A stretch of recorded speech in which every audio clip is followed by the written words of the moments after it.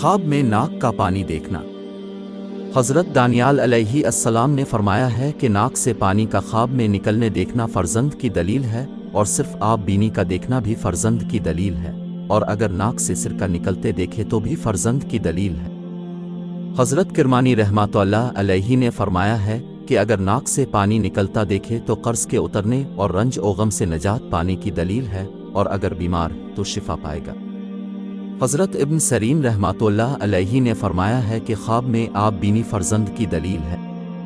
اگر جسم پر پڑے تو لڑکا ہوگا، اور اگر زمین پر پڑے تو لڑکی ہوگی، اور اگر عورت پر پڑے تو حاملہ ہوگی لیکن فرزند ضائع ہوگا، اور اگر دیکھے کہ عورت نے اس پر آب بینی گرایا تو لڑکا ہوگا،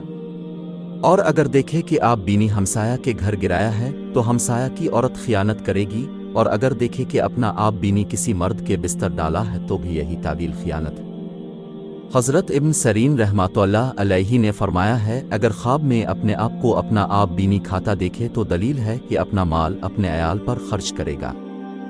اگر اپنی عورت کے آب بینی کو کھاتا دیکھے تو دلیل ہے کہ اس کے ہاں فرزند ہوگا، اور اگر دیکھے کہ آب بینی سیاہ اور میلا ہے تو دلیل ہے کہ اس کے فرزند کو پریشانی اور مصیبت پہنچے گی، اور اگر زرد دیکھے تو فرزند بیمار ہوگا۔